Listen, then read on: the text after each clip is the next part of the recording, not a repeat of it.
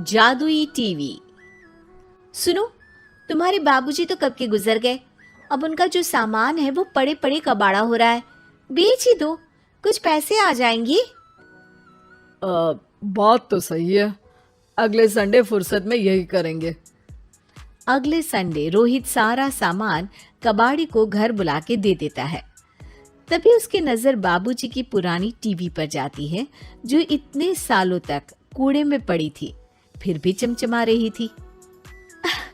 TV तो देखो, जैसे एकदम नई हो। हाँ, बाबूजी को टीवी देखना बहुत पसंद था। उनका सपना था कि वो टीवी पे आए। एक बार मौका भी था जब वो अपने गांव के गाने सुनाने किसी चैनल पर जाने वाले थे, पर मैं और मेरा भाई लड़ पड़े और बाबूजी को घर पर ही रुकना पड़ा। चला के देखें क्या? हाँ हाँ, क्यों नहीं, देख लेते हैं। पर शायद ही चले।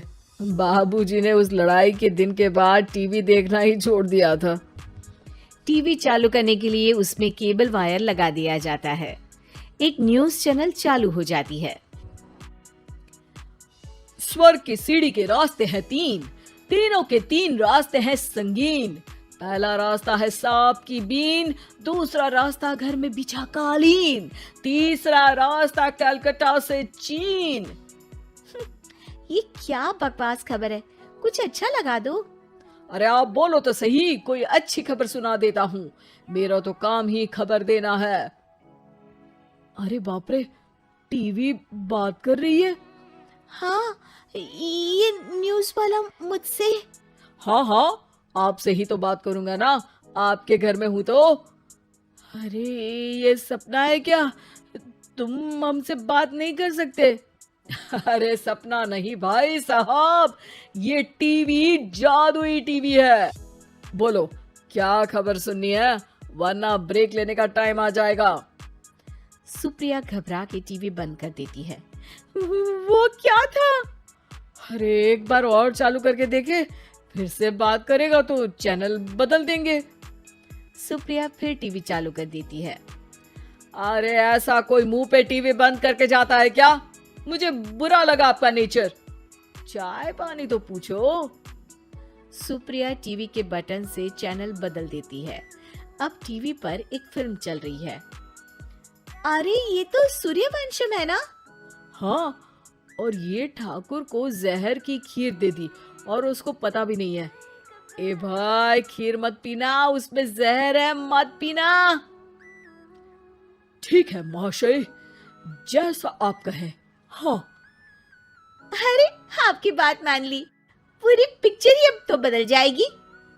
मतलब ये सच में जादुई टीवी है? तभी वहां कबाड़ी आ जाता है। भैया, टीवी के 150 रुपए दूंगा, चलेगा? अरे 1.5 करोड़ में भी ना दे तुमको ये टीवी हम। अरे 1.5 करोड़ खरीदने को होते तो तुम्हारे घर में ये पानी चाय नहीं पीता, अंबानी या टाटा के घर बैठा कोल्ड कॉफी पीता। रोहित कबाड़ी का हिसाब करके उसे वहां से चलता करता है और अपने भाई शशिकांत को फोन लगा के बुलाता है। शशि थोड़ी ही देर में वहां पहुंच जाता है। क्या हो गया भैया? अरे बाबूजी का टीवी याद है? हाँ हाँ, जिसमें घुसे रहते थे हमेशा वो, और अपने को कुछ नहीं देखने देते थे। अरे वो अब जादुई टीवी बन गया है। भैया, आपकी बकवास करने की आदत अब तक नहीं गई। अरे आपके घर में बच्चे हैं, अब तो बड़ों जैसी बात करो। रोहित जाके टीवी चालू कर देता है। टीवी पर एक जादू का शो हो रहा है जिसमें एक जादूगर है।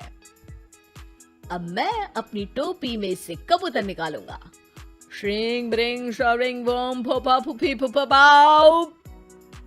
टीवी से कबूतर निकलता है और शशिकांत के सर पर आकर बैठ जाता है। भैया, ये क्या हो रहा है? भैया इसे उड़ाओ। ए कबूतर, जा जा, कबूतर चल निकल। अब मैं टोपी में से सांप सुनते ही शशिकांत कांप जाता है और भाग के टीवी बंद कर देता है। भैया, सॉरी भैया, मैं समझ गया, ये सच में जादुई टीवी है। पर एक बार और ट्राई करते हैं। पर भाभी कोई दूसरा चैनल लगाओ हाँ, जिसमें डर ना लगे। सुप्रिया टीवी चला देती है और न्यूज लगा देती है।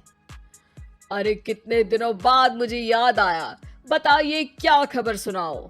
और ये नया आदमी कौन है? ये मेरा भाई है शशिकांत। ओह यस, वही है ना जिससे तुम लड़ लिए थे किसी बात पे और तुम्हारे बुढ़ाओ पिताजी गुस्सा हो गए थे और टीवी को संन्यास दे दिया था। हैं? तुमको कैसे पता ये सब?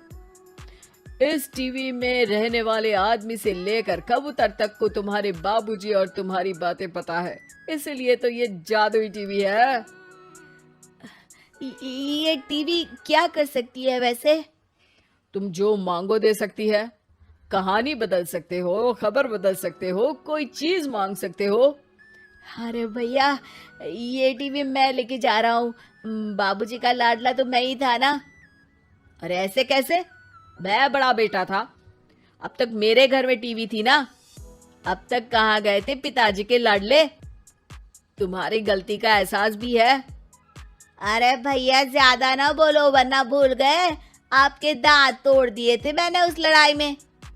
मेरी बीवी के सामने मेरी बेइज्जती करता है। रुक। दोनों भाई हाथापाई पे उतर जाते हैं। रुक, बताता हूँ तुझे कि कौन बड़ा है। अरे छोटे का दम तो देख लीजिए आप। ये खबर आपके बाबूजी को देता हूँ। तभी टीवी अचानक बंद हो जाता है। अरे शायद टीवी नाराज हो गया। और लड़ लो, आए बड़े खली बनने।